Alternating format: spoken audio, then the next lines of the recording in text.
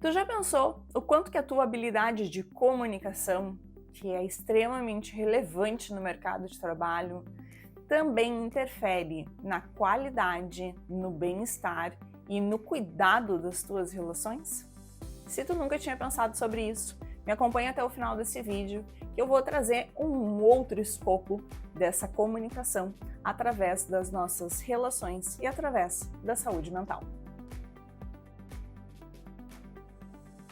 Seja bem-vindo ao nosso canal do YouTube, eu sou Liane Becker e hoje eu quero trazer o quanto que essa comunicação que a gente fala aqui para lideranças, para equipes, para as conversas honestas, na estrutura de feedback, nos acordos bem feitos, nas necessidades de tratativa, o quanto que ela é fundamental para a saúde mental da equipe, para as relações dentro do trabalho. E a gente sempre tem que pensar que existem muitos papéis responsáveis como facilitador dessa comunicação. Liderança é um facilitador e um responsável, a equipe é responsável também por essa comunicação e a gente tem que pensar que o coletivo também facilita com que essa comunicação seja bem utilizada e gere aí um processo, um clima, uma estrutura de cuidado e de saúde em relação à equipe e todo mundo que compõe essa empresa. Vamos falar um pouco desses três papéis? Vamos pensar, quando eu estou falando em equipe, né? Qual é a responsabilidade dessa equipe para ter uma comunicação mais saudável e mais cuidadosa, né? Essa equipe tem sim que assumir a responsabilidade de se expressar de forma clara e respeitosa. Então, a gente tem que entender que esse é um papel individual e coletivo de todos, né? Quando eu falo também dessa equipe, eu estou falando das pessoas terem uma escuta muito bem estruturada e que evite julgamentos e interrupções. Lembrando que quando a gente fala sobre o julgamento, a gente não vai evitar ele na totalidade, mas a gente não pode acreditar que o nosso julgamento é uma verdade. Aí ele nos leva para um caminho não muito interessante. Essa equipe também precisa cuidar o tom, escolher a forma e sempre com a capacidade de promover compreensão e não desgaste.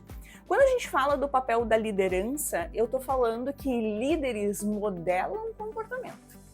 Se líderes são exemplos na forma da comunicação, essa equipe entende qual é esse caminho e reflete isso.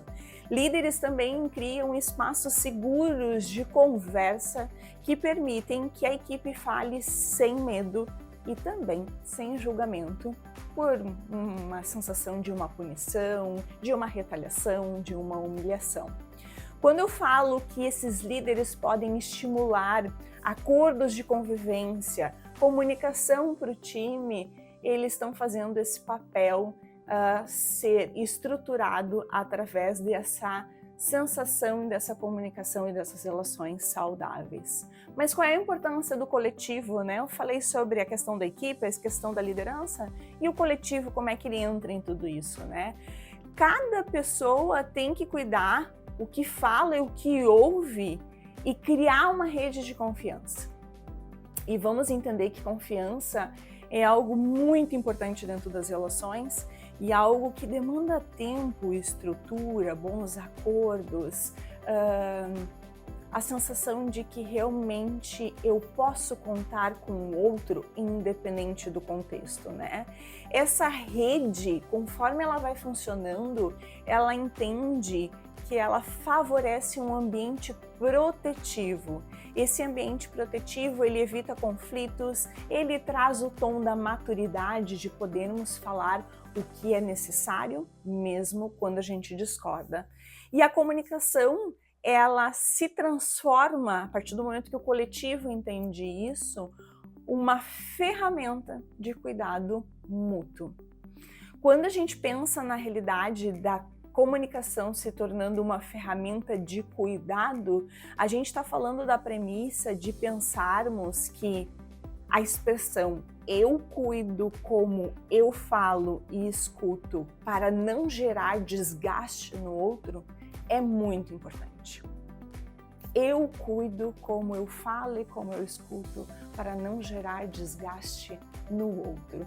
E o outro tem que fazer a mesma coisa.